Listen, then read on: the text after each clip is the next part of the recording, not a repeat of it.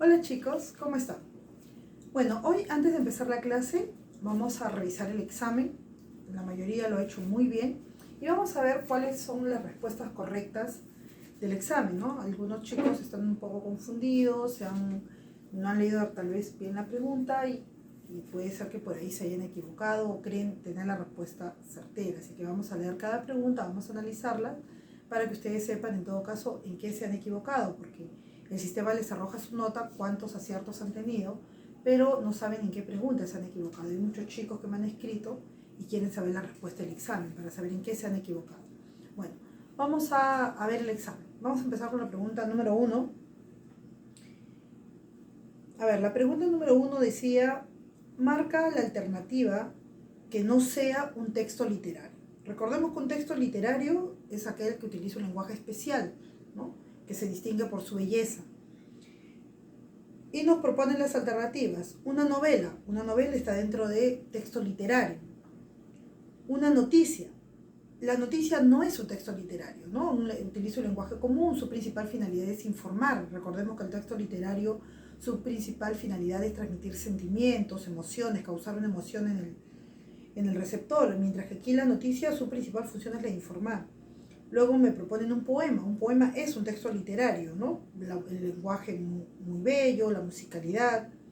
Y luego una canción también es un texto literario, ¿no? La letra de una canción, si bien es cierto que le agregan melodía y lo convierten pues en lo que nosotros conocemos como una canción, pero una canción, la letra de una canción, de muchas canciones, están consideradas dentro del texto literario.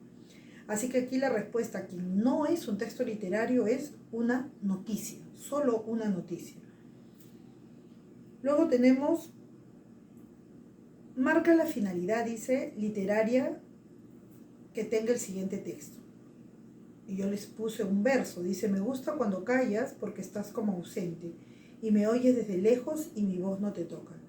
Aquí claramente, ¿no? La función es la función expresiva.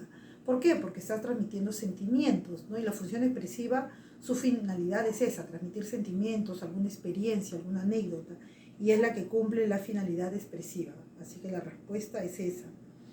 Luego tenemos, dice, marca la alternativa que utilice el lenguaje denotativo. Recordemos, lenguaje denotativo es cuando utiliza el lenguaje con un significado directo, con el significado que encontramos en el diccionario, no es una significación especial como el connotativo. Y nos proponen, aquí dice, ponle corazón a tu trabajo. Obviamente aquí es el lenguaje connotativo, ¿no? Porque no entienden a corazón como órgano, sino a corazón como que le pongan sentimiento, que le pongan fuerza, ¿no? Porque el corazón es un símbolo de sentimiento. Así que ese es connotativo. Se portó como un animal, ¿no? También lenguaje connotativo, ¿no? Es decir, como un ser irracional que no pensó. Luego es un monstruo en matemáticas, también lenguaje connotativo, ¿no?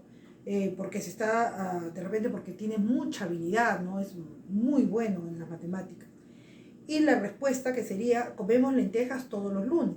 Sabemos que lentejas podría ser utilizado de una manera connotativa, pero en esta oración solo se utiliza de manera denotativa, el significado de lentejas como como un alimento, ¿no? Comemos lentejas todos los lunes. Esa es la respuesta porque está en lenguaje denotativo. Luego tenemos, dice, marca la alternativa que sea una característica de la prosa. Dice, utiliza un lenguaje especial. No es característica de la prosa, ¿no? Eso es del verso. Se escribe ocupando todo el renglón. Es así. Pero si seguimos leyendo, no solamente es esa la respuesta. Hay dos. Otra dice que no tiene métrica. Porque métrica tiene el verso. No tiene métrica, prosa. Y como tenemos dos respuestas, hay una alternativa que es la última, que dice B y D son correctas. Así que esa es la que nosotros debemos marcar. B y D porque esa es la respuesta correcta. Bueno chicos, en todo caso, si han tenido errores, bueno, es la primera vez que ustedes dan este tipo de examen virtual, ya va a haber un próximo examen. Esto ustedes, como ya se les dijo, solamente es una nota referencial para ver cómo estamos avanzando. Entonces lo que yo les aconsejo a los chicos que no han tenido el puntaje deseado, ¿no? Revisen los videos para el próximo examen, ¿no?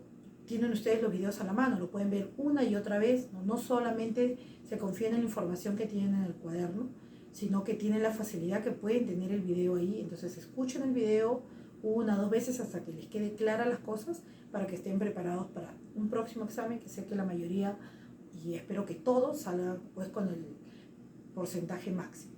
Vamos a empezar entonces la clase de hoy. En la clase de hoy vamos a continuar lo que hicimos la clase pasada. La clase pasada estuvimos viendo géneros literarios, vimos el género épico. Hoy vamos a ver un género más, ¿no? Pero vamos a recordar, el género épico era el género que me hablaba de historias que te iban a contar alguna hazaña, algún hecho heroico, involucraba héroes, dioses, semidioses, que era el género más antiguo, ¿no? Hoy vamos a ver, hablando cronológicamente, el segundo género, que es el género lírico, ¿no? El género lírico es un género que va a surgir, ¿no?, siglos más tarde del género épico. Y a diferencia del género épico, en el género lírico no te van a contar una historia, no te van a contar una hazaña, no intervienen héroes ni dioses como personajes, sino lo que en el género lírico se caracteriza por transmitir sentimientos. Te van a contar el mundo subjetivo del poeta, lo que siente el poeta, sus emociones, sus sentimientos, pueden ser de amor, de tristeza, y eso es también su principal objetivo, ¿no? Causar sentimientos en el receptor, en la persona que está leyendo el texto lírico. El texto lírico tiene como su mejor expresión a la poesía. Por eso decimos que todos los poemas están dentro del género lírico, ¿no? Y una característica del género lírico es que se escribe en verso. Recordemos que el género épico también se escribía en verso, ¿no? El género lírico también, pero el género lírico hasta hoy en día, una de sus características es que se escribe en verso. Hasta hoy en día ha permanecido en su forma. ¿Por qué? Porque el verso le va a permitir darle musicalidad, le va a permitir darle una mejor entonación a la letra de los textos. Entonces, por eso es que todavía se conserva, ¿no?, la forma del verso. El nombre lírico viene de un instrumento antiguo, que es la lira, ¿no? La lira le servía a los griegos, que es donde nace el género lírico, para acompañar las entonaciones de estos poemas, ¿no? Este poema tenía mucha musicalidad y entonces lo hacían al compás de la lira. La lira era un instrumento a cuerda, ¿no? De repente algunos conocen la lira, ¿no?, de otra manera, pero la lira en la época de los griegos le llamaban instrumento, era como una arpa pequeña, ¿no? Y entonaban los poemas al compás de la lira. No solamente la lira, de la flauta, de la cítara también, que era otro instrumento antiguo, pero sobre todo de la lira. Después, con el tiempo, ya los instrumentos no servían para el acompañamiento, solamente se declamaban con la musicalidad del poema, pero el nombre se siguió conservando hasta hoy en día. De ahí proviene el nombre lírico, por el acompañamiento de la lira. Y así como el género épico tiene especies, clasificaciones, el género lírico también. Vamos a ver algunas de sus especies. Tenemos una especie que es la oda. La oda es un poema que tiene como tema el elogio a alguien, ¿no? Se enaltece las características de alguien o de algo también. Esta oda contiene la reflexión del poeta en cuanto al tema de su oda. Otra característica de la oda es que siempre va a mostrar entusiasmo y siempre tiene un tono solemne, alturado, grave. Estas odas pueden tener diferentes temáticas. Puede ser de temática heroica, puede ser religiosa, puede ser incluso, ¿no?, en esta época habían odas filosóficas, amorosas, dedicado al deporte, ¿no? Diferentes temas, una variedad de temas, pero siempre enfocado en el elogio a algo o a alguien. En la literatura española, la oda más conocida que tenemos es Oda a la vida retirada, escrita por Fray Luis de León, ¿no? Oda ya sabemos que es un elogio. Si nos dicen Oda a la vida retirada, ¿qué se imaginan ustedes? La vida retirada. En este caso, ¿retirada de qué? Retirada de la ciudad, a la vida que se llevaba alrededor de la naturaleza, en medio de la naturaleza. Entonces, Fray Luis de León en este poema elogia a la vida natural, a la vida alejada del bullicio de la ciudad, de toda la civilización, ¿no? Por eso justamente el nombre, Oda, porque es un elogio, la vida retirada haciendo alusión a la vida en la naturaleza. Luego tenemos otra especie que se llama égloga. Aquí en la égloga es un poema que se caracteriza porque sus personajes son pastores, hablan de la vida de los pastores. Recordemos, ¿qué es un pastor? El que vive en la naturaleza cuidando ovejas, pastoreando, ¿no?, animales. Ese es un pastor. Y la égloga se caracteriza justamente a los pastores como personajes de sus poemas. Aquí también se refleja la vida en el campo, al igual que no da la vida retirada, pero aquí todas las églogas tienen como ambiente el campo, la naturaleza. Idealizan la vida en la naturaleza, elogian a la naturaleza como un ambiente ideal para vivir. Dentro de la literatura española, la égloga más conocida que nosotros tenemos son las églogas escritas por Garcilaso de la Vega. Garcilaso de la Vega escribe 3 églogas, de las cuales las más famosas son las églogas de Salicio y Nemoroso. ¿No? Salicio y Nemoroso eran 2 pastores que cada uno se lamentaba de amor, ¿no? Salicio se lamentaba porque su amada Galatea no le correspondía, y Nemoroso se lamentaba porque su esposa Elisa había muerto, ¿no? Entonces ellos dos, cada uno se contaba su pena de amor. Y aquí se cree que en este poema Garcilaso de la Vega en realidad esconde su propia vida, porque son 2 hechos que a él le pasaron, ¿no? Él estuvo enamorado de una mujer llamada Isabel que nunca le correspondió, y se cree que ella sería su amada Galatea, en la cual menciona y esconde su nombre como Salicio, y esta mujer fallece dando a luz a su primer hijo, y este sería el episodio que narra cuando Nemoroso habla de su amada Elisa. Entonces se cree que en este poema, Las églogas, Garcilaso encubre lo que a él mismo le pasó, ¿no? Y no solamente contaba lo que a él le pasaba, sino lo que le pasaba a sus amigos, pero encubierto con nombres de personajes ficticios. Luego tenemos la elegía. La elegía es un poema que va a expresar una desgracia personal, una desgracia nacional, ocasionada por la muerte de alguien. Por eso que siempre en la elegía se aborda el tema de la muerte, ¿no? Cuando muere algún ser querido o algún ser importante para toda una nación. Ejemplo de elegía, tenemos una de las más conocidas en la literatura española. Tenemos las coplas a la muerte de su padre, que escribe Jorge Manrique, ¿no?